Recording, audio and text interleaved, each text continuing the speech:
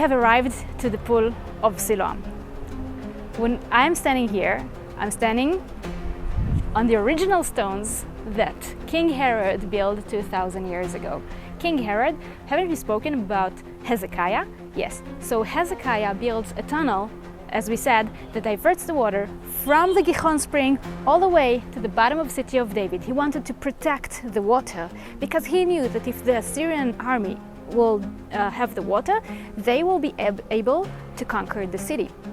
So he's protecting the water. He takes the water from the Gihon spring all the way to the Pool of Siloam, which is where we are right now.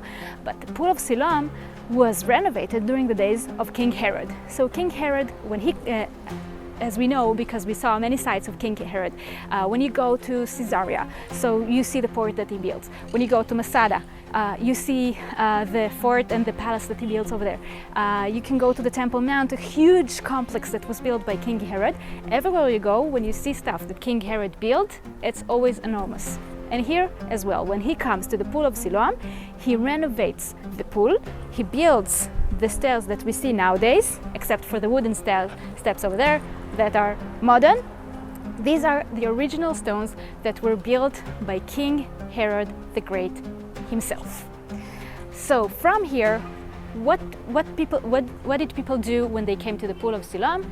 I don't know for sure. A mikveh, I remind you, is a ritual bath that we do when we want to purify ourselves before we go to the temple. Could have been a mikveh, but it doesn't look exactly like a mikveh, but it could also be just a huge water source in the benefit of all the pilgrims that are coming to Jerusalem. I remind you, we have thousands of people coming from all over the world to Jerusalem. So those pilgrims will come here, and from here there was a street of steps going up all the way to the Temple Mount, and that's the path of the pilgrims. The path of the pilgrims is being excavated nowadays, as for the rest of the pool, as you can see. The rest of the pool as well is being excavated nowadays. What will they find here? I have no idea, but I'm sure that it will be very interesting, and that's probably gonna be our next tour here in Jerusalem when they will finish excavating over here. However, the street has been excavated for a couple years, and you cannot visit the street yet because it's not open for audience. Underneath the street there was found a drainage system, which makes sense because the street is built on top of a valley. If you build a street on top of a valley, you need to have some way to divert the water underneath the street. So there was a drainage system that was built under the tunnel, and Josephus, the historian that lived here in the 1st century, tells us about this drainage system. What Josephus said, he was a commander in the revolt, a Jewish commander in the revolt of the Jews against the Roman Empire that started in 67 AD. And Josephus tells us, but at a certain point during the revolt, when he was the commander of the north and he realized that he is about to lose the battle, he and his group have decided to make a suicide, everyone together, but he was the last one to remain, and instead of making a suicide, he went outside to the Romans, and he joined the Roman army as a historian. Many of the scripts that we have from the end of Second Temple period, from the times of the revolt against the Roman Empire, are from Josephus, are written by Josephus. So Josephus tells us, right here, he's not inside the city because he's not with with the Jews anymore. He's outside with the Romans. So Josephus tells us that the Jews escaped into the drainage tunnel under the street, and from here they ran to the Kidron Valley. However, unfortunately for them, the Roman soldiers found them hiding under the streets, under the inside the drainage system, and they killed all the Jews. And the revolt in Jerusalem was destroyed. The temple was destroyed. The Jews that managed to escape from Jerusalem will go to Masada. Masada will still stand for 2 more years, and then it will fall to the hands of the Romans, and the revolt against the Roman Empire ended. The Pool of Siloam is mentioned also as the place where Jesus is helping the boy who was the blind boy, and he told the boy to bathe in the pool of the Siloam, and that will bring him back to the sight. We'll get back to that later. Stay tuned. Right behind me is the pool we just been to. And we're gonna go to the other side to see the excavations of the street. We said that the street is being excavated nowadays. It's not open for audience yet. And since it's Friday, it's already closed at the moment. So we can only look at the street, but we have a very beautiful reconstruction over there. We can see that there was a small market here. Maybe there were ships sold here, fruits, vegetables. And from here, all the pilgrims would go. Imagine that.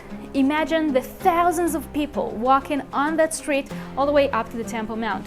You see, so here is the Pool of Siloam, which we just saw, and from here there was a very wide street climbing all the way up to the Temple Mount. So the pilgrims would go. When they get to the Temple Mount, they will turn right, and they would go to those arches that we can still see nowadays.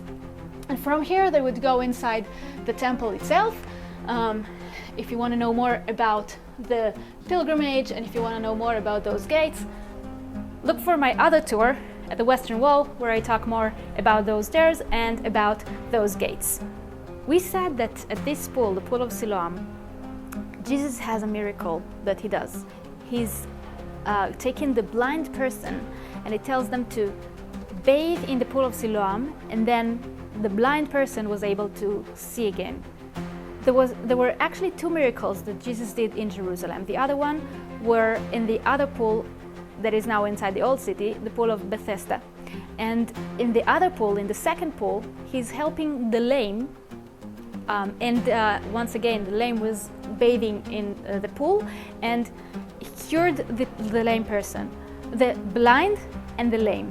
The blind and the lame. Does that remind you of something? Let's read together from Samuel 2, when King David comes here to conquer the city of Jerusalem. On that occasion, David said, "Those who attack the Jebusites shall reach the water channel and strike down the lame and the blind who are hateful to David." He comes to the city of Jebusites, and he strikes the lame and the blind. By the way, what is this water channel? Today the archaeologists say that the water system that was existed back then, that was built by Jebusites, not the same one that was built by King Hezekiah, but a water system that was protecting the Gihon spring. This is the water channel. So King David, he realized something very important. If you capture the water source of the city, you have the city. You captured the city. So maybe this is what King David did. Maybe he captured first the Gihon spring, and then after he captured the Gihon spring, that's it. He captured the city, and from this moment on, this will become the capital city of the kingdom. When you travel in an archaeological site, yes, you can see the original floor sometimes, and yes, you can see the geography. However, all the findings are being taken to the museum. What stays here is those water. Listen to the sound of the water. These are the same water that flow from the times of King David and until nowadays. And to walk through the tunnel that was here in the times of King Hezekiah, and to see the shaft that maybe King David conquered the city from 3,000 years ago, and to walk on the same street, on the same stones that Jesus put steps on. I mean, this is Jerusalem. If we were continuing inside the drainage tunnel, we will get eventually to the archaeological garden. If you want to know more about the archaeological garden, you should check out my other tour at the Western Wall, where we go inside the archaeological garden and we see the excavations there, and we see the steps that were climbing 2,000 years ago to the Temple Mount. We are in Givati parking lot excavations. This site is active for about 15 years. It's still active nowadays. However, since it's Friday today, they're not working. So we can go inside and take a look at what they found here in Givati parking lot. Before we go inside the parking lot, let's have a look at what was found here. So we saw the drainage tunnel. However, the drainage tunnel was under the street. Here what we can see, and it's still not open for the audience, is the same street that existed 2,000 years ago, the same street that all the pilgrims were using 2,000 years ago. When Jesus came to Jerusalem, he probably walked in this street because this was the main road from the Pool of Siloam to the Temple Mount. Now we have to be very careful here since, as we said, this is an active archaeological site.